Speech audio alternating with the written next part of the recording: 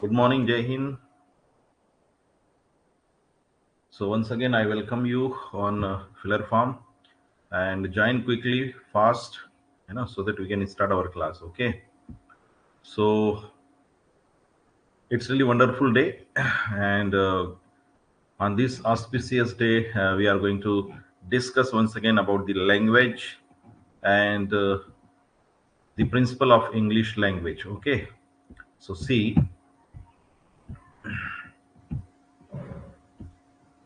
okay. So once again, I welcome you, and here are the Okay, this is the minimum charges you can pay and get the benefit of my class. ठीक है ना? बेहतरीन class चल रही है, recorded class आपको मिलती है, नोट्स मिलते हैं, पीडीएफ सब कुछ आपको मिलता है इस प्लेटफॉर्म पर और हर सब्जेक्ट सारे सब्जेक्ट्स को लेकर के here I am your mentor and you can meet me on app and YouTube also. ठीक है? And if you want to get 10% off, then this is discount. You can say you can use my code Dinesh10 by using this code. By using this code Dinesh10, and you can get. See, and here is the team. Here is the complete team, and ठीक है. Filler farm team and all are qualified. If somebody wants to get the benefit, then you can join us for any subject if you want to crack the JRF, NET, or PhD. Now, in three categories, result will be announced, so you can join us. See, and once again, let me remind you this unit number 5 is going on, and yes, okay. So we have already discussed, but let us quickly revise this and then we will move on. Characteristics and principle we will discuss today. Okay, how and why did language originate? So we have discussed many principles. So finally, this is the conclusion that we have already discussed. ये conclusion है. हमने बहुत सारे principal हमने बात कर ली है कि लैंग्वेज का ओरिजिन कैसे हुआ. तो एक बार फिर से देख लेते हैं. ये देखिए, तो it might be clear now that it is big puzzle as to how language began. मतलब देखिए, हाउ कैसे शुरुआत हुई इसको कहना बड़ा पजल है, ये कहा है ना, कठिन है. लेकिन why language began seems to be rather clear. Why का जवाब हमें आसानी से मिल रहा है, लेकिन हाउ कैसे हुई इसकी शुरुआत को लेकर के अभी भी थोड़ा सा कंफ्यूज. बहुत सारे प्रिंसिपल हैं.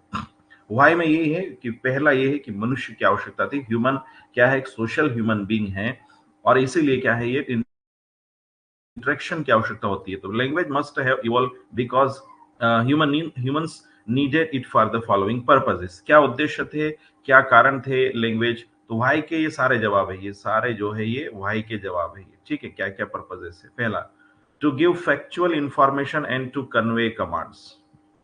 To give factual information and to convey command. Factual information देना और कमांड्स को कन्वे करना. ठीक है, ये हमने देखा. This is also called information talking. Information talking है to convey emotions and feelings. Convey emotions and feelings.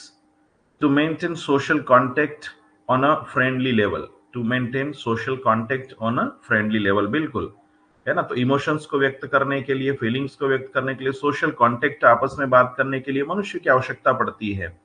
ठीक है, तो एक तरीके से चिटचैट, सोशल चिटचैट, ये स्मॉल टॉक है एक तरीके से. For aesthetic reasons like poetry. Poetry के लिए, पोएट्री लिखने के लिए भी हमें लैंग्वेज की आवश्यकता पड़ती है. फिर हमारे नर्वस टेंशन को एक्सप्रेस करने के लिए as a human being we express our emotions. So these all are the reasons, purposes that language has been began. Okay, so now, finally, let's discuss principle of English language teaching. This is the pedagogy and theories we are going. Theories we have already discussed. The concept we have discussed about language. Now, let us discuss pedagogy. What is theory, language teaching? What are the principles of language teaching? English, especially English language teaching. क्या principle है अंग्रेजी पढ़ाने के? तो इसको आइए हम देखते हैं. ठीक है. Now, है ना, तो यहां पर आप देख सकते हैं.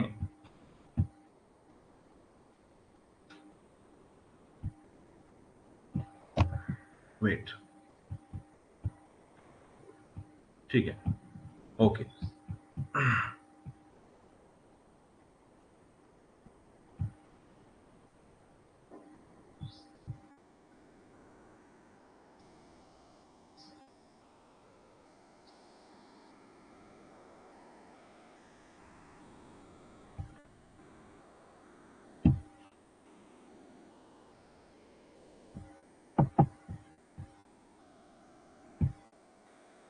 ठीक है। तो लैंग्वेज क्या है? Language is a medium through which one can express once ideas, thoughts, feelings. Language क्या है? एक ऐसा माध्यम है जिसमें क्या है, व्यक्ति अपने आइडियाज को, अपने थॉट्स को, अपनी फीलिंग्स को एक्सप्रेस कर सकता है। Different languages are spoken in the world. दुनिया में अलग अलग भाषाएं क्या है, बोली जाती है, ये आपको ध्यान रखना है।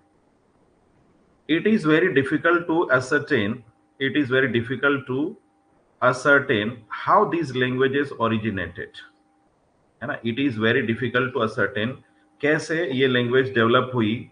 It is believed that people started conveying messages through signals, postures और gestures. So it is very difficult to ascertain how these languages originated. It is believed that people started conveying. तो यहाँ पर ये कहना कि भाषा का विकास कैसे हुआ, निश्चित रूप से कहना थोड़ा सा कठिन है। इट इज डिफिकल्ट, बट ये विश्वास किया जाता है कि लोग जो अपना मैसेज, अपनी बात है, अपना संदेश कैसे कहते थे। तो शुरू शुरू में, जैसे आपने ध्यान रखिए, जब मनुष्य थोड़ा सा जागरूक हुआ होगा, जब इंटरेक्शन करना शुरू किया होगा, आज से, है ना, जैसे 40,000 ईयर्स एगो होमो सेपियंस की बात होती, बौद्धिक मानव की बात होती है, तो पहले वो सिग्नल्स के माध्यम से बात करते थे, है ना। सिग्नल्स देते होंगे, कोई पोस्चर्स देते होंगे, हाव भाव, है ना, और जेस्चर्स हैं, और थोड़ा सा कुछ ना कुछ मुंह से साउंड भी निकालते होंगे, है ना। तो धीरे धीरे वो जो साउंड है, वो साउंड धीरे धीरे क्या है, वो परमानेंट होते चले गए हर लैंग्वेज में इस तरीके से। So language is a human system of communication. तो लैंग्वेज क्या है? ये ह्यूमन सिस्टम ऑफ कम्युनिकेशन है, है ना। मनुष्य के कम्युनिकेशन का ये सिस्टम है that uses arbitrary signals, such as voice, sounds, gestures, written symbols etcetera.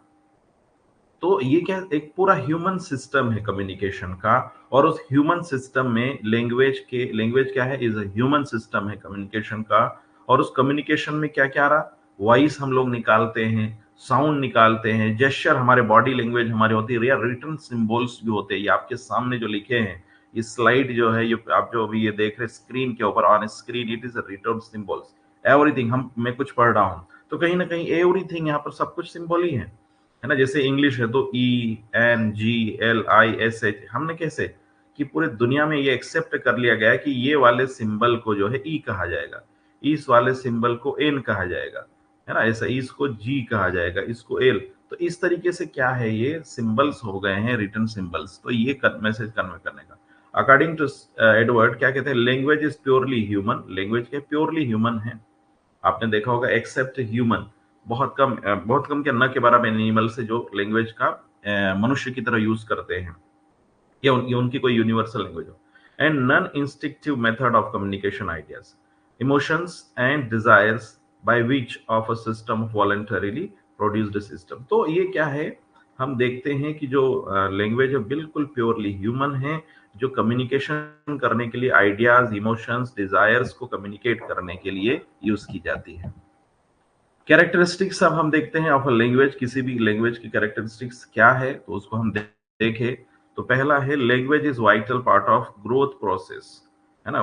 कि लैंग्वेज क्या है, बहुत ये vital part of growth process, यानी जो हमारी जो डेवलपमेंट का पार्ट है, मनुष्य के डेवलपमेंट का, उसका एक बहुत बड़ा प्रोसेस में ये लैंग्वेज का बहुत बड़ा योगदान है। It is a social act, a means of adjustment to control over other people,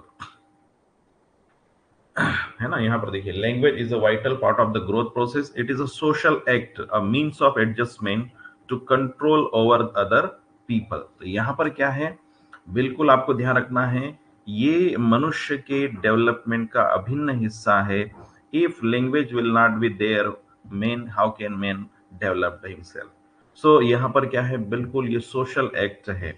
तो यहाँ से क्या है, एक दूसरे व्यक्ति के ऊपर कंट्रोल करना, या एक दूसरे व्यक्ति के साथ में कन्वे करना, एक दूसरे के साथ में मिलकर रहना, अपनी बात कहना, एडजस्ट करना, इस सब के लिए क्या है, ये लैंग्वेज क्या है, एक मीन्स का काम करती है, माध्यम का काम करती है, मीडियम का काम करती है। दूसरा, लैंग्वेज एग्जिस्ट इन सोसाइटी। मनुष्य ये क्या है, एग्जिस्ट, बिल्कुल लैंग्वेज का अस्तित्व कहाँ पर है, समाज में है। Language exist in society, it is a means of nourishing It is a means of nourishing and developing culture and establishing human relations. It is a means of nourishing and developing culture and establishing human relations. बिल्कुल, यहाँ पर क्या है, ये culture को develop करने के लिए और ह्यूमन रिलेशंस को एस्टेब्लिश करने के लिए बहुत जरूरी है, क्योंकि समाज में इसका अस्तित्व है ना। तो आपको ध्यान रखना है, आज के जो मनुष्य का जो कल्चर है, मनुष्य का जो कल्चर है, ह्यूमन कल्चर है ना, तो वो कल्चर कहीं ना कहीं, या मनुष्य के आपस में जो रिलेशन है, वो कहीं ना कहीं लैंग्वेज के माध्यम से अभिव्यक्त होते हैं। Language is symbolic, language is symbolic. तो language consist of various symbols, language consist of various symbols that are employed to denote some object, occurrences and meaning। तो लैंग्वेज क्या है, ये बहुत सारे सिंबल से मिलकर के बनी हुई है, that are employed to denote object, occurrence और meaning। बिल्कुल, हजारों भाषाएं इस धरती पर है, अनेक पूरे दुनिया में। तो वो जो सारे सिंबल्स होते हैं, वो सिंबल्स क्या है, अनेकों ऑब्जेक्ट को, अनेकों अभिव्यक्ति को, अनेकों अर्थ को, मीनिंग को प्रकट करते हैं, है ना। They produce, they denote many objects, occurrences and meanings. तो सिंबॉलिक होती है लैंग्वेज, क्या है, बिल्कुल सिंबॉलिक है। जैसे हमें है ना इंग्लिश, हिंदी में बात करना है ना, तो ये देखिए आप, तो यहाँ हमको ये पढ़ा कि ये ह है, ये मात्रा लगी है, ये न है, ये द है।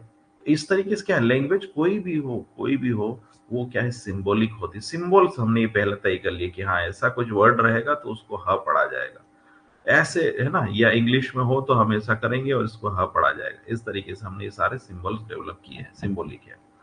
सिस्टमेटिक भी है, सिंबल के साथ साथ में ये सारे सिंबल्स को अस्त व्यस्त तरीके से यूज नहीं करते हैं, प्रॉपर ऑर्डर में इनको रखा जाता है, अरेंज किया जाता है और एक मीनिंगफुल तरीके से इनको सजाया जाता है, तब जाके कोई मीनिंग निकल के आता है। तो although language is symbolic, yet its symbols are arranged in a particular system। ये देखिए कि हमको सिस्टम लिखना है तो SYSTEM ही होगा। आप सिस्टम लिखने के लिए डबल SY या ETM ऐसा कुछ उल्टा सीधा कुछ नहीं लिख सकते आप। एक प्रॉपर हम एक प्रॉपर ऑर्डर में इनको हम अरेंज करेंगे। तो although language is symbolic, yet its symbols are arranged in a particular system। All languages have a phonological and grammatical system, and within a system there are several subsystems। बिल्कुल, सारे languages के अपने phonological यानी sound system है, grammatical system है ना, और हर system के अंदर उनके अपने सब सिस्टम्स होते हैं, हर सिस्टम के अंदर उनके अपने सब सिस्टम्स होते हैं, ध्यान रखना है। लैंग्वेज इज सिस्टमेटिक, पहला क्या था, सिंबॉलिक, है ना, दूसरा हमने देखा सिस्टमेटिक, ठीक है।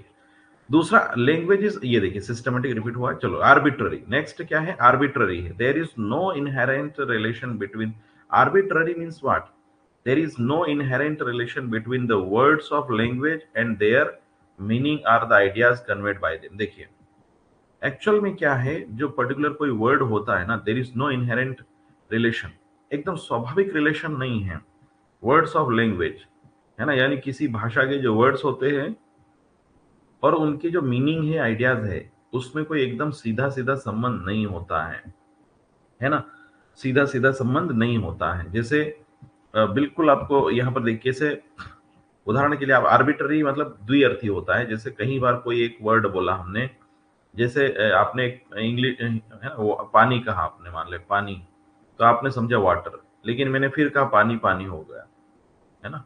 तो कई बार क्या है, मीनिंग चेंज होते हैं, एक ही वर्ड के अनेकों अर्थ निकलते हैं, वही आर्बिट्ररी है। एक ही वर्ड के अनेकों अर्थ होते हैं, एक ही सेंटेंस के अनेकों मीनिंग निकलते हैं। Language is productive and creative, the structural elements of human language can be combined to produce new utterances never heard before according to the needs of society. ये देखिए, तो लैंग्वेज क्या है, प्रोडक्टिव है और क्रिएटिव है। इसमें क्या होता है, जो structural elements of human language है, उसको हम क्या है, नए नए अभिव्यक्ति को, क्योंकि डेवलपमेंट होता है अभी, जैसे नई टेक्नोलॉजी के दौर में, in 21st century what is happening, नए नए वर्ड्स आ रहे हैं, है ना। जितना कंप्यूटर और टेक्नोलॉजी का यूज हो रहा है, उसमें नए नए वर्ड्स आ रहे हैं, है ना। आप देखिए चैट जीपीटी, AI, या आप इंस्टाग्राम, टेलीग्राम, ये कहाँ, ये अभी अभी आए वर्ड्स, पहले नहीं थे। आज से सन 2000 में ये वर्ड सारे नहीं थे, नए नए वर्ड्स हैं, सिस्टम है एक तरीके से, उसमें बहुत सारे है ना आपके फीचर्स है बहुत सारे। आपको इंस्टाग्राम टेलीग्राम चलाइए, फेसबुक चलाइए, उसमें आपको नए नए फीचर्स देखने को मिले, तो नई नई वोकैब डेवलप होती रहती है ना, जो पहले हमने सुने नहीं ऐसे वर्ड्स का यहाँ पर प्रोड्यूस होते हैं। तो ये क्या प्रोडक्टिव भी है और क्रिएटिव भी है, और लैंग्वेज निरंतर अपडेट होती रहती है। एम्स ऑफ लैंग्वेज टीचिंग, अब देखिए हम दूसरा एम्स क्या है, हमारा अल्टीमेट लक्ष्य क्या है लैंग्वेज पढ़ाने का। तो एबिलिटी पहला क्या है, एबिलिटी, ठीक है, पहला है ability to understand the speaker's language. ये देखिए ability to understand the speaker's language, पहला ये है लैंग्वेज टीचिंग। भाई लैंग्वेज हम क्यों पढ़ाते हैं, मान लें इंग्लिश लैंग्वेज की ही बात करें, तो दो ये है कि स्पीकर की लैंग्वेज को हम समझ सके। मान ले मैं अभी स्पीकर हूं, I am a speaker here, और मैं आपको आप तक मैसेज कन्वे कर रहा हूं, तो ये आपको लैंग्वेज, मान ले आपको जो है आप उसको, मेरे मैसेज को आप समझ सके। और मान ले कल को आप जो है कोई दूसरा कोई और व्यक्ति दूसरा इंग्लिश में आपको पढ़ाएगा, कोई और कहीं से आप इंग्लिश पढ़ोगे समझोगे, तो आप स्पीकर की लैंग्वेज को समझ जाओगे। लेकिन किसी को इंग्लिश आती ही नहीं है, यानी उसको इंग्लिश लैंग्वेज पे उसको बिल्कुल आती नहीं है, तो उसको क्या है, पहले इंग्लिश लैंग्वेज टीचिंग करना पड़ेगा, क्योंकि इंग्लिश लैंग्वेज नहीं आ रही है, उसको समझ में नहीं आएगा। तो इसलिए कोई भी, चाहे वो हिंदी हो या इंग्लिश, वॉट एवर, कोई भी एनी न्यू लैंग्वेज हम बात करें, तो लैंग्वेज टीचिंग इसलिए की जाती है ताकि सामने वाला जो है उस भाषा में स्पीकर की लैंग्वेज को समझ सके।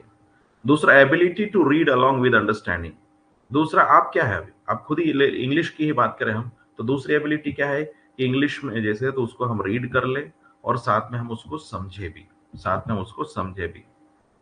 नेक्स्ट है ability to express fluently and diversely using different skills, दूसरा क्या है, ability to express fluently and diversely using different skills. एक अगला क्या है, हम उस भाषा में बहुत अच्छे से फ्लुएंटली हम एक बोल सके, और डाइवर्सली यूजिंग डिफरेंट स्किल्स, क्लियर है, तो एक अभिव्यक्ति का भी माध्यम हो। नेक्स्ट है ability to present or write views, या तो हम अपनी बात को प्रेजेंट करें या अपने व्यूज को लिखे इन कोहेरेंट मैनर, एक बहुत व्यवस्थित मैनर में हम अपनी बात को प्रेजेंट कर सके या अपनी बात को लिख सके अपने विचारों। फिर ability to learn technological languages, ability to learn a technological language used in teaching of other subjects such as music, computers, and sports, etc. etc. So, ability to learn a technological language used in teaching of other subjects such as, अब यहाँ पर देखिए, तो दूसरा हम जो नई नई टेक्नोलॉजिकल लैंग्वेज है उसको हम सीखें, है ना, और उसको क्या है, used in teaching of other दूसरे सब्जेक्ट, मान ले हमको म्यूजिक पढ़ना है, हमको कंप्यूटर्स पढ़ना है, हमको स्पोर्ट्स पढ़ना है, और ये मान ले इंग्लिश में ही लिखा हुआ है सारा कंटेंट, तो हमें इंग्लिश में भी समझ में आ जाए। तो अल्टीमेट एम ये है कि हम दूसरे सब्जेक्ट को भी उस लैंग्वेज में समझ सकते हैं। तो लैंग्वेज एक बेसिक है, लैंग्वेज का आप नया कोई भी सब्जेक्ट पढ़िए, आपको मान ले कंप्यूटर पढ़ना, आपको स्पोर्ट्स का, आपको कोई योगा के बारे में पढ़ना, you want to study about yoga and computer, then you should have proper language command, then you will be able to understand. Ability to understand the scientific aspect of language, ये देखिए scientific aspect of language, ability to understand scientific aspect of language। हम देखते हैं कि यहाँ पर क्या है, साइंटिफिक एस्पेक्ट आपका लैंग्वेज का होना चाहिए, ठीक है। तो कोई भी जो लैंग्वेज का साइंटिफिक एस्पेक्ट है उसको समझना भी जरूरी है।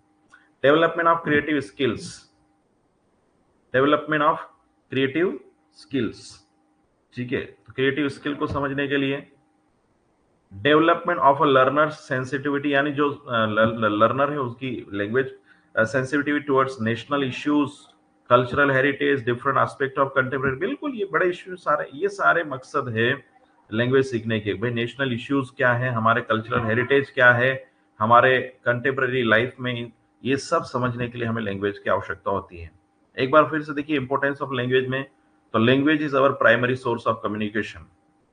अब इंपॉर्टेंस हम देखें तो लैंग्वेज का हमारे प्राइमरी सोर्स का, यानी कम्युनिकेशन का प्राइमरी सोर्स है। दूसरा, it is the method through which we share our ideas and thoughts with others, it is the method through which through which we share our ideas and thoughts with others. ये वो method है जिसमें हम अपने ideas और thoughts को दूसरों के साथ शेयर करते हैं। The three phases of human knowledge, preservation, transmission, and advancement are possible only with the help of a language. The three phases of human knowledge, the three phases of human knowledge, preservation, देखिए three phase कौन कौन से हैं मनुष्य के knowledge के, और three phases of human यानी मनुष्य का जो नॉलेज है उस नॉलेज के तीन फेज है। कौन कौन से फेज है भैया? तीन फेज है, ध्यान रखना। पहले तो हम उस नॉलेज को प्रिजर्व करें, यानी पुराना नॉलेज जो है हमारा इधर उधर गायब न हो जाए, उस नॉलेज को प्रिजर्व करना। फिर उसको जो है हम ट्रांसमिट करें, उसको एक पीढ़ी से दूसरी पीढ़ी में ट्रांसफर करें, और फिर नेक्स्ट है एडवांसमेंट, या और फिर उसमें उन्नति भी करें, एडवांसमेंट भी उसमें करें। ये तीन चीजें हैं ह्यूमन फेज नॉलेज के, प्रिजर्वेशन, ट्रांसमिशन एंड एडवांसमेंट। तो ये सारी बातें लैंग्वेज से होगी। आज हम गीता है, महाभारत है, या और भी ऐसी कई किताबें हैं, है ना, आज हम जो नॉलेज को पढ़ते हैं, ये लैंग्वेज हमारे पास में आज जो जिस रूप में डेवलप होके आई है, ये भी कहीं ना कहीं क्या है, ये भी कहीं ना कहीं क्या है, लैंग्वेज जो डेवलप होकर आई है, ये भी कहीं ना कहीं ये प्रिजर्वेशन का, ट्रांसमिशन का और एडवांसमेंट का ही नतीजा है। लैंग्वेज का ही कमाल है कि इसको प्रिजर्व किया, उसको ट्रांसमिट किया, एक से पीढ़ी दर पीढ़ी ट्रांसमिट होते हुई, और फिर उसका एडवांसमेंट होके आज ये एडवांस लेवल पे हमारे सामने है। Language is also the best source of social and cultural development. बिल्कुल, सोशल और कल्चरल डेवलपमेंट के लिए बहुत बड़ा सोर्स है। ठीक है, अगला क्या है? ये देखिए, study and use of English language is important in India. हम देखते हैं इंडिया में भी इसका बहुत बड़ा यूज है, as it is the most common foreign language. ये ध्यान रखना, कॉमन लैंग्वेज है। आज की तारीख में इंग्लिश की हम बात करें तो इंग्लिश क्या है, पूरी दुनिया में बोली जाने वाली कॉमन फॉरेन लैंग्वेज है।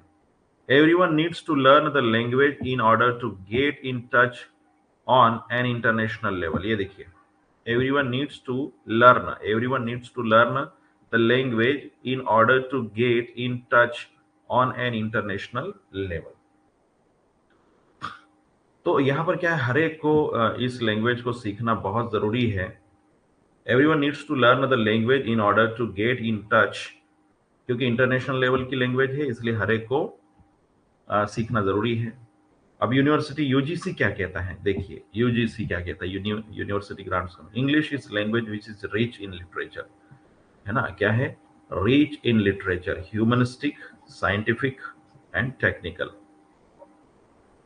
है ना, यहाँ देखिए humanistic, scientific and literature.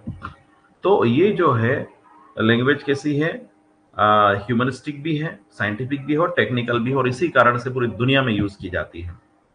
Under sentimental urges, we should give up the English language. We would cut ourselves off from the living stream of ever-growing knowledge। ये देखिए, तो ये हालांकि कहते हैं कि इसको गिव अप होना चाहिए, लेकिन ये चूंकि साइंटिफिक नॉलेज है, इंटरनेशनल लैंग्वेज, इसलिए इसको छोड़ नहीं सकते। प्रिंसिपल क्या है, देखिए, प्रिंसिपल ऑफ लैंग्वेज टीचिंग। तो इसमें आप देखिए, theory of motivation and interest. अब यहां पर हम ये देखना कि किसी भी भाषा को पढ़ाने के लिए क्या प्रिंसिपल होना चाहिए। चलिए,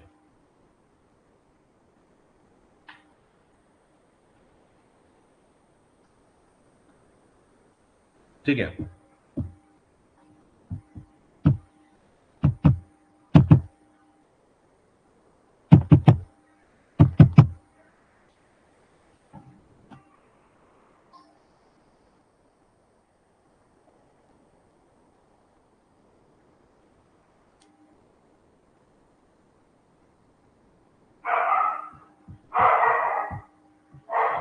ठीक है, ओके।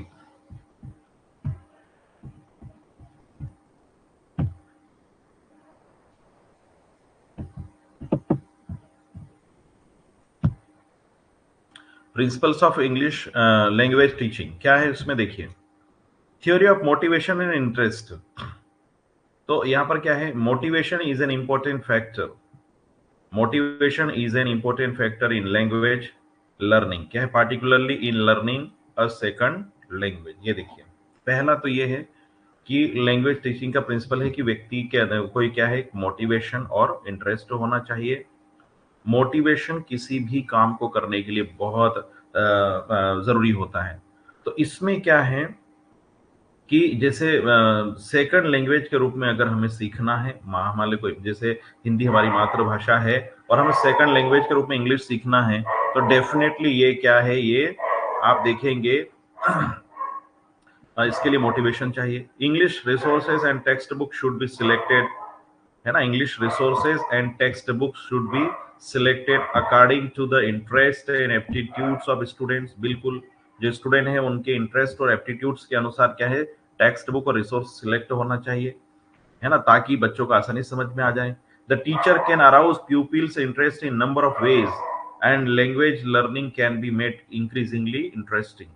जो टीचर है वो विद्यार्थियों में क्या है, बहुत सारे तरीके वो डेवलप कर सकता है लैंग्वेज लर्निंग के, और उसको उसका सीखने का इंटरेस्ट बढ़ा सकता है। It can be done with the help of charts, chart है, पिक्चर्स है, फ्लैश कार्ड्स है, मॉडल्स है, ब्लैक बोर्ड है, स्केचेस है and other similar visual devices है। इनके माध्यम से क्या है, वो डेवलप कर सकता है। बिल्कुल, चार्ट आपके पास होना चाहिए, पिक्चर होना चाहिए, फ्लैश कार्ड हो आपके पास, मॉडल हो, है ना, कोई ना कोई ब्लैक बोर्ड हो, स्केचेस है, उसके माध्यम से जो आपका इंटरेस्ट क्रिएट होना चाहिए।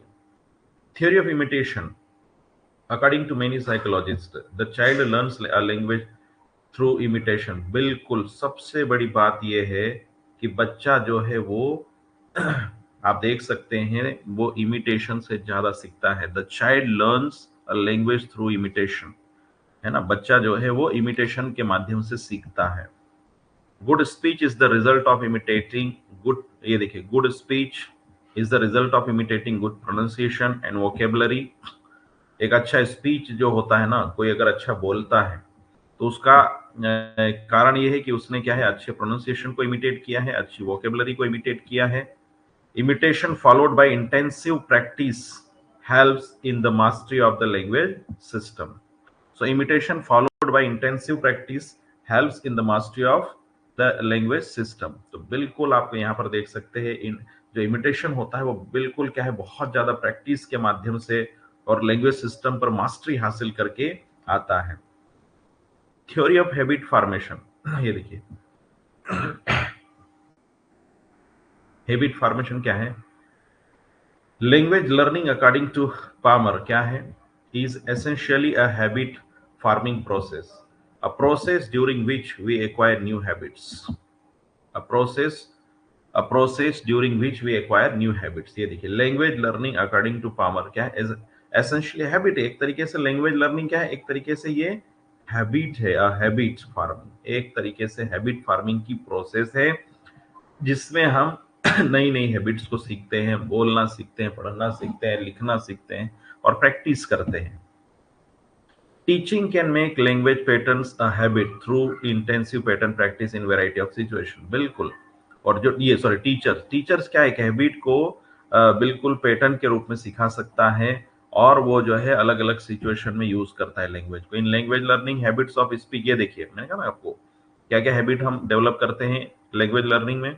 स्पीकिंग यानी speech, listening, reading, writing, correct pronunciation should be formed. These are the major habits. Reading again, ये देखिए LSRW, इस पे आप काम करिए। listening, speaking, reading and writing, these 4 skills are very necessary। ठीक है, in language learning habits of speech, listening, reading, writing and correct pronunciation should be formed, ये ध्यान रखना है। Theory of exercise, practice and drill, है ना, theory of exercise. तो यहां पर देखिए, according to B F Skinner psychological experiments have proved that practicing and drilling play an important part in language teaching। ये देखिए, तो psychological experiments have proved that practicing and drilling play, ये देखिए, practice करना और drilling play an important part in English. बिल्कुल, आपकी कोई भी लैंग्वेज है ना, उसमें बार बार उसकी प्रैक्टिस करना और उसमें अंदर जाना, ड्रिलिंग प्ले, बिल्कुल उसमें अंदर गोता लगाते रहना। क्या है, कोई भी चीज प्रैक्टिस से, अभ्यास से, करत करत अभ्यास है, जड़मति होत सुजान।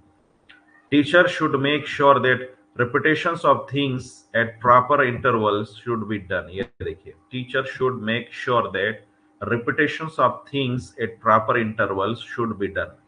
टीचर को क्या है, टीचर क्या है, should make sure that repetition of things at proper interval के बाद में बार बार रिपीटेशन होना जरूरी है या रिवीजन होना जरूरी है, टीचर ध्यान रखे, अदरवाइज है ना चीजें क्या है खो जाएगी, चीजें याद नहीं रहेगी। तो यहाँ पर क्या है, रिपीटेशन बहुत जरूरी है। थ्योरी ऑफ इंडिविजुअल डिफरेंस ये क्या कहती है, ये कहती है कि every child is unique and different from other. बिल्कुल, हर बच्चा क्या है, दूसरे से यूनिक होता है, दूसरे से अलग होता है। In language teaching we have to keep in mind that learners possess different abilities. Learner possess different abilities, personalities, and belong to different background. So the stimulus needs of every learner will be different. ये देखिए, तो हमने यहाँ पर देखा क्या कि in language teaching we have to keep in mind that learners possess different abilities. हर व्यक्ति में जो लर्नर्स होते हैं उसकी अपनी एबिलिटीज होती है, हर एक की अपनी होती है, उसकी अपना व्यक्तित्व होता है और वो अलग अलग बैकग्राउंड से बिलोंग करता है। तो इसमें क्या होता है कि व्यक्ति जो है अलग अलग तरीके से सीखता है। Stimulus needs of every learner will be different, यानी हर एक के सीखने का तरीका हो सकता है अलग। किसी को लिसनिंग पे ज्यादा आप सुना के समझा सकते हैं, किसी को लिख कर अच्छे समझ में आएगा, किसी को बोल बोल के ज्यादा समय प्रैक्टिस करवाएंगे। तो हर एक का बैकग्राउंड अच्छा है। किसी की इंग्लिश पहले से बेसिक अच्छी है तो उसको स्पीकिंग के ऊपर ज्यादा फोकस करेगा, किसी का बेसिक कमजोर है वो राइटिंग के ऊपर ज्यादा फोकस करेगा। तो everyone is having different abilities and personalities and belong to different backgrounds. So these are the major reasons that they need to learn in a different way. Teaching has to be done keeping in mind the individual differences in problems arising out of it. बिल्कुल, जो teaching होना चाहिए वो क्या है, जो teaching होना चाहिए पेडागॉजी की है, ये है ना, ये पेडागॉजी है, as a teacher I am teaching you, ये पेडागॉजी कहती है। तो टीचिंग क्या होना चाहिए, हर बच्चे का अलग अलग जो बच्चे हैं उनको ध्यान में रखते हुए, उनकी प्रॉब्लम्स को ध्यान में रखते हुए अलग अलग तरीके से हमें पढ़ाने का तो एक तरीका अपना, एक ही तरीके से आप नहीं पढ़ाएंगे। Suppose in a class 40 students are sitting, 40 students are sitting in a class, है ना, आप कह सकते हैं 40 बच्चे क्लास में बैठे हैं, तो एवरी इंडिविजुअल यानी 40 different backgrounds people are students are sitting and they have many 40 abilities are there and their 40 personalities are sitting in a class. Teacher cannot teach in one way only. There are 40 students in a class. A teacher should not teach in only one way. एक teacher जो है वो एक तरीके से ना पढ़ाए, उनको वहां पर हर लेवल के बच्चे होंगे, बहुत टॉप मोस्ट बहुत अच्छे पढ़ने वाले भी होंगे, थोड़े से मिडिल भी होंगे, थोड़े से लो लेवल वाले भी होंगे। उन सभी बच्चों को हमको समझा के, जो सबसे कमजोर बच्चा है उसको भी हमें लेकर के चलना है, तो उस लेवल की हमारी टीचिंग होना चाहिए। The teacher should adopt different tacts, strategies and multiple approaches to make learning meaningful. तो teachers should adopt different tact, teacher को क्या अलग अलग टैक्ट अपनाना चाहिए, स्ट्रेटजीज अपनाना चाहिए, मल्टीपल अप्रोचेस आपको अपनाना चाहिए टू मेक लर्निंग, है ना, जो हमारी लर्निंग है उसको मीनिंगफुल बनाने के लिए। ठीक है, थ्योरी ऑफ यूजिंग मदर, आप देखिए theory of using mother, mother मतलब मदर टंग, है ना, मदर टंग, है ना, यहाँ पर देखिए मदर टंग, ये शुड बी स्प्रिंगली, ये देखिए जुडिशियसली यूज्ड व्हाइल टीचिंग। बिल्कुल, कोई भी इंग्लिश हम जैसे हमको इंग्लिश पढ़ना है तो हमारी मदर टंग मान ली हिंदी है, तो कहीं ना कहीं आपको हिंदी का भी यूज करना पड़ेगा, तब जाके आपकी इंग्लिश बेहतरीन हो पाएगी। एट एन अर्ली स्टेज, कोई भी आप जो टारगेट लैंग्वेज आप जो सीख रहे हैं उसमें आपकी नेटिव लैंग्वेज का भी रोल होता है। Without native language you can not learn target language. जैसे हमारी टारगेट लैंग्वेज इंग्लिश होगी तो हमें हमारी मदर टंग हिंदी का भी कहीं ना कहीं यूज करना पड़ेगा ताकि हम आइडियाज को अच्छे से समझ पाए। तो at an early stage some explanations will have to be given in pupils mother tongue, ये देखिए, बट एट लेटर, ये देखिए अर्ली स्टेज, शुरू में क्या करना पड़ेगा, शुरुआत में हमें बहुत कुछ एक्सप्लेनेशन, सम एक्सप्लेनेशन क्या करना पड़ेगा, हमें जो विद्यार्थी है उसकी मदर टंग में बताना पड़ेंगे। स्टार्टिंग से हम हमारे टारगेट लैंग्वेज, मान लें कोई नया बच्चा है उसको इंग्लिश नहीं आती है और सारे कॉन्सेप्ट आप इंग्लिश टू इंग्लिश ही समझा रहे हैं, तो उसके लिए अभी डिफिकल्टी होगी। तो अर्ली स्टेज में हम क्या करेंगे, कुछ बातें जो है मदर टंग में समझाएंगे, बट एट लेटर स्टेज, लेकिन बाद के फेज में जब उसको थोड़ी बहुत समझ बढ़ जाएगी इंग्लिश में, inputs from the target language in a simple graded manner can help in minimizing the influence of the mother tongue। बिल्कुल। तो बाकी एक बार थोड़ा सा अर्ली स्टेज में डेवलप होने के बाद में फिर क्या करेंगे, हम टारगेट लैंग्वेज के कुछ इनपुट देंगे, और वो भी कैसे, बहुत सिंपल तरीके से, सिंपल मैनर में, और उससे क्या होगा, वो जो है अच्छे से सीख सके, और मिनिमाइजिंग द इन्फ्लुएंस, और धीरे धीरे क्या है, वो अपनी जो मदर टंग है उसको यूज करना मिनिमाइज कर सके, यानी धीरे धीरे उसका यूज कम कर सके। यानी पहले हम मदर टंग में धीरे धीरे समझाते हुए उसको टारगेट लैंग्वेज में ले जाएंगे, और फिर धीरे धीरे हम ऐसा प्रयास करेंगे कि टारगेट लैंग्वेज क्या कर लेगी, मदर टंग को रिप्लेस करेगी। Gradually target language can be learn. ये देखिए, कोरिलेशन विद लाइफ क्या है, English should be practised in everyday situations with which children can easily identify it. This way, meaning will be clarified and reinforced। बिल्कुल रोज practice किया जाना चाहिए अलग अलग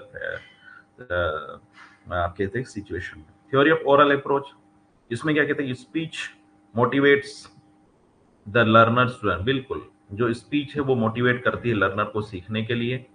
speech must precede reading and writing. Speech must precede reading and writing. Reading और writing को बढ़ावा मिलता है इससे। Introduction to lessons should begin orally as learning to speak a language. जो हमारे लेसन है, मान ले आपको है ना, आपकी जो स्कूल लेवल में जो सिलेबस होता है उसके जो लेसन्स है, उसको ओरली क्या है बोल करके, इंट्रोडक्शन वगैरह आदि क्या है बोल करके बताया जाना चाहिए।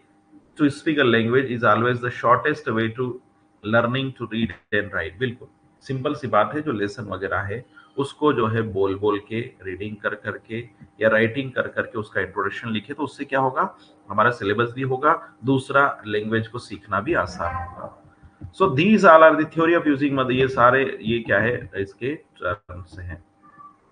Maxim's used while teaching English language क्या है, नोन टू अननोन, ये भी है आपको, नोन टू अननोन। बिल्कुल है ना, ज्ञात से ज्ञात, ज्ञात से ज्ञात। पहले तो हम वो बात है, teaching should be carried on what the students know either in there native language और इन इंग्लिश।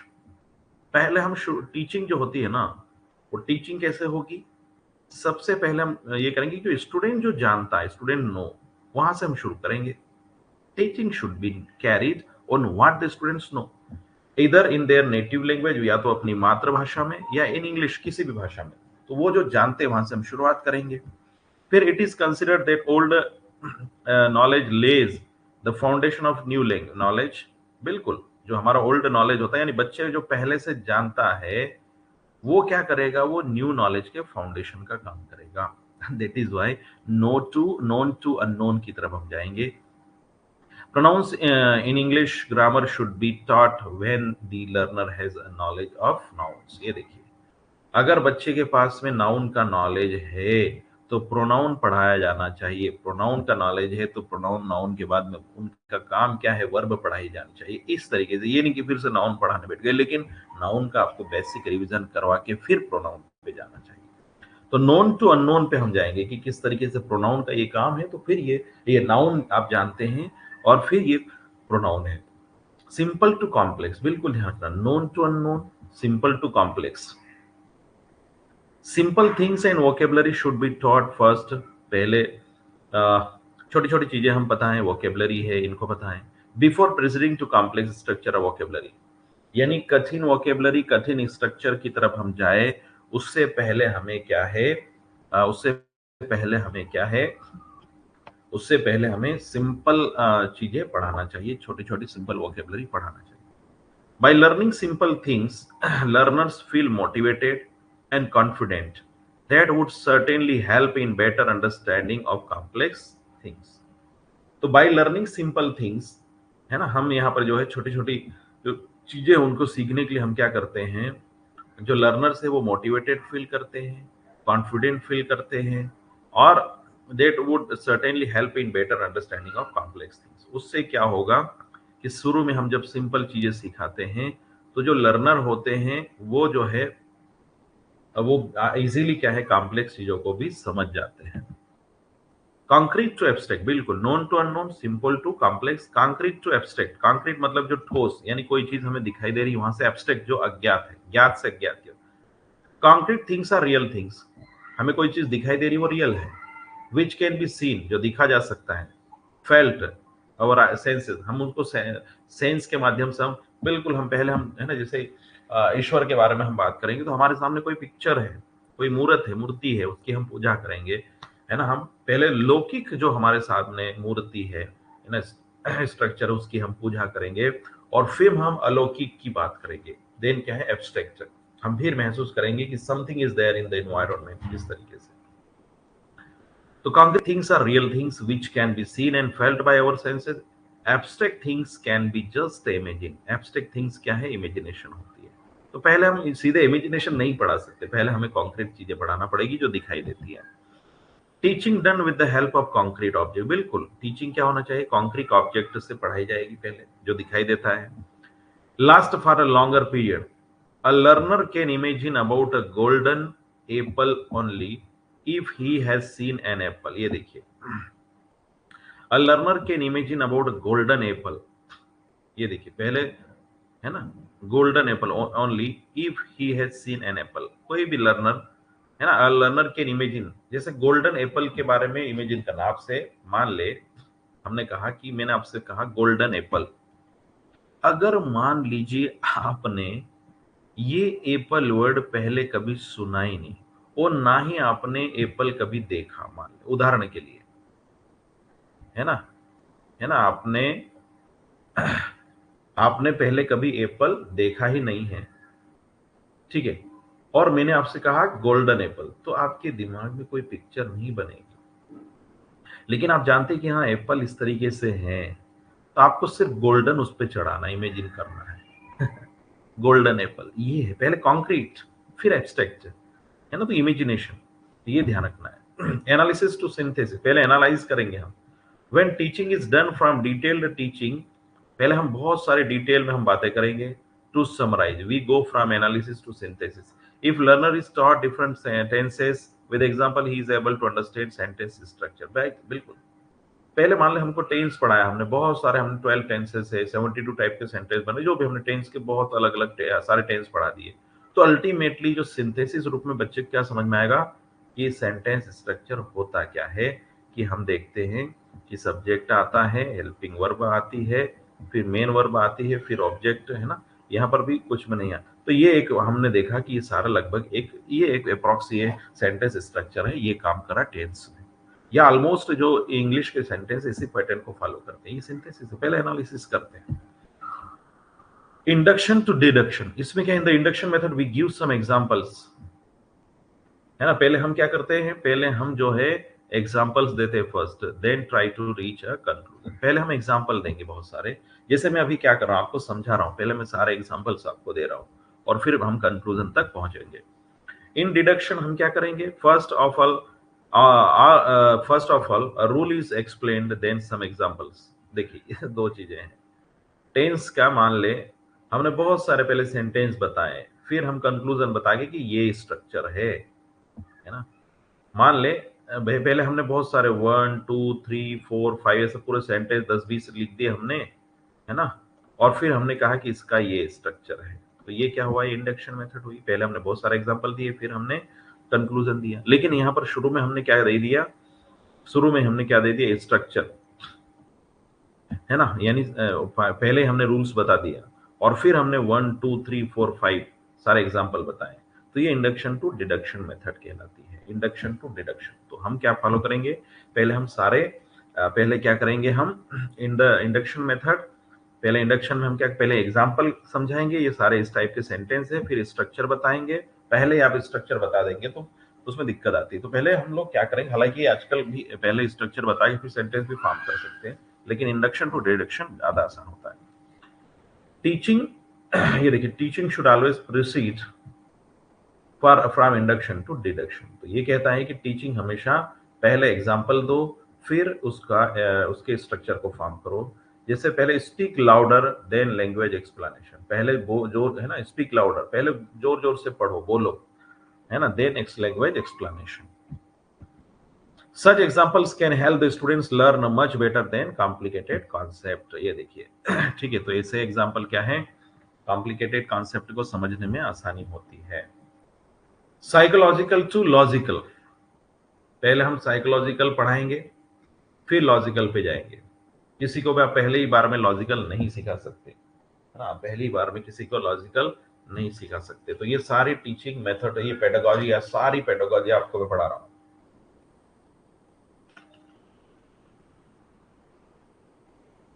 देखिए क्या है, while teaching, the interest, aptitudes, capacities and difficulty level of the learners should be kept in mind। देखिए psychological to logical, while teaching, the interest, aptitudes, capacities and difficulty level of learners should be kept in mind। बिल्कुल आपको ध्यान रखना है, जब हम teaching करें या टीचिंग करते समय हमें क्या है, इंटरेस्ट को ध्यान में रखना है, बच्चे का एप्टीट्यूड ध्यान में रखना है, कैपेसिटीज ध्यान में रखना है, डिफिकल्टी लेवल है जो लर्नर्स का वो ध्यान में रखना है। इन सबको ध्यान में रख के हमें सेंटेंस देना चाहिए। दूसरा, जैसे vocabulary and sentence structure of a language should be taught keeping in mind. Vocabulary हम पढ़ाएं या स्ट्रक्चर ऑफ लैंग्वेज हम पढ़ाएं तो should be taught keeping in mind the difficulty level of the learners and then they could be arranged and explained in a logical manner. बिल्कुल simple सी बात ये है कि यदि हम वोकेबलरी पढ़ा रहे हैं, लैंग्वेज का स्ट्रक्चर पढ़ा रहे हैं, तो इसमें भी बेसिक होता है, एडवांस होता है। शुरुआत में कोई जो लर्नर्स है बहुत वीक है, या कह ले कि विद्यार्थी बिगिनर्स हैं, वीक कोई नहीं होता है, बिगिनर्स हैं, then we have to teach them very simple vocabulary, we have to teach them very simple sentence making formation etc। बात सीधे आप एडवांस पे लेवल, जैसे आपको पहले सिंपल टेंस और ये सब पढ़ाना है, आप सीधे एक्टिव वॉइस पैसिव वॉइस में चले गए, आप नरेशन में चले गए तो कठिन होगा, है ना, आप लोग जानते हैं ये सब। तो आप नरेशन या एक्टिव वॉइस पैसिव वॉइस या एडवांस लेवल पे आप क्लॉजेस ने ऐसे बड़ी बड़ी चीजें आप पढ़ाना शुरू कर दिए तो डिफिकल्ट होगा। पहले हम सिंपल लैंग्वेज हम पढ़ाते हैं, ठीक है। Relate form to meaning and contextualise, ये देखिए, relate form to meaning and contextualise. All class activity should be meaningful, सारी क्लास कैसी होना चाहिए, मीनिंगफुल होना चाहिए। Whatever activity the students are involve in, the student should be able to understand the meaning of what they hear say read और write. बिल्कुल सबसे बड़ी बात है कि कोई भी चीज हम पढ़ाते हैं, क्लास में एक्टिविटीज करते हैं, तो स्टूडेंट को वो समझ में आना चाहिए, वो जो सुन रहे हैं, वो जो कह रहे हैं, वो जो पढ़ रहे हैं, वो जो राइट कर रहे हैं, वो उनको समझ में आना चाहिए। कंटेक्स्ट में, किस कंटेक्स्ट में कहा जा रहा है वो समझ में आना चाहिए, ठीक है। हाँ सॉरी, रिपीट हो रहा है, ठीक है। तो ये नेक्स्ट, तो इट इज इनफ, ये बहुत सारी चीजें आज हमने कंप्लीट करी है ना, ये हमने पूरा पेडागॉजी हमने आज कंप्लीट करी है।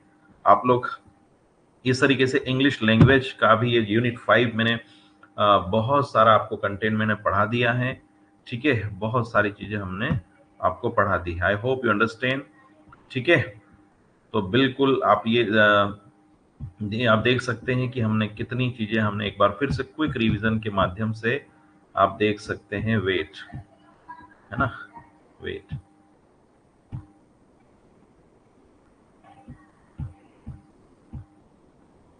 चलिए, तो ये हमने देखा ये सारे क्यों, कैसे ओरिजिन हुआ, प्रिंसिपल हमने देखे, लैंग्वेज क्या है, फिर कैरेक्टरिस्टिक हमने देखे, लैंग्वेज सिंबॉलिक होती, सिंबल होते हैं, सिस्टमेटिक होती है, आर्बिट्ररी होती है, एक ही वर्ड के अनेकों मीनिंग होते हैं, प्रोडक्टिव और क्रिएटिव होती है लैंग्वेज, है ना, बिल्कुल उसमें हर बिल्कुल नए नए वर्ड्स, नई नई चीजें आती रहती है। एम्स हमने देखे, अलग अलग बहुत सारे एम है इसके। लैंग्वेज की हम बात करें तो इंटरनेशनल लैंग्वेज है, हर एक को सीखना चाहिए। यहाँ पर आप देख सकते हैं यूजीसी ने भी माना है कि बहुत ह्यूमनिस्टिक लैंग्वेज है। प्रिंसिपल हमने पढ़ा, मोटिवेशन और इंटरेस्ट के आधार पर हमको पढ़ाया जाना चाहिए। इमिटेशन से सीखी जाती है लैंग्वेज, हैबिट फॉर्मेशन का काम किया जाता है, habit listening, speaking, reading, writing वाली हैबिट पे ज्यादा फोकस करना है। ठीक है। फिर practice exercise, theory of exercise, जितनी ज्यादा हम एक्सरसाइज करेंगे उतना सीखेंगे। थ्योरी ऑफ इंडिविजुअल डिफरेंसेस, यानी लैंग्वेज पढ़ाते समय हर एक व्यक्ति का अपना अपना इंडिविजुअल पर्सनालिटीज होती है, एबिलिटीज होती है, उसके हिसाब से हम पढ़ाना चाहिए। मदर टंग का यूज हम करके हम पढ़ा सकते हैं, है ना। हमारी ओरल अप्रोच होना चाहिए इसमें, ठीक है। ये सारी चीजें हैं। ये आप, फिर हमने देखा मैगजीन्स क्या है, तो known to unknown, simple to complex, फिर concrete to abstract, analysis to synthesis, induction to deduction, यानी एग्जांपल दे बाद में स्ट्रक्चर बताएं, ठीक है। साइकोलॉजिकल टू लॉजिकल, में relate from form to meaning and contextual, है ना। यानी कोई भी जो वर्ड है वोकैब है उसको कॉन्टेक्स्ट में हम जोड़े समझाएं। तो ये साइकोलॉजिकल टू लॉजिकल, तो ये सारी बातें हमने फाइनली पढ़ी हैं। आज के लिए इतना काफी है। यूनिट 5 हमारा यहीं पर ओवर होता है। We just complete this unit. इसमें हम क्वेश्चन एमसीक्यूज के माध्यम से और आगे बढ़ेंगे। अब हमारी नेक्स्ट यूनिट हम शुरू करेंगे, प्रोबेबली हम जो है यूनिट 10 को हम शुरू करेंगे। These are the small units so that we can cover all this things. So wish you all the best. Thank you very much. It is enough for today. And soon today I will upload all the notes. Thank you very much. Wish you all the best. Okay.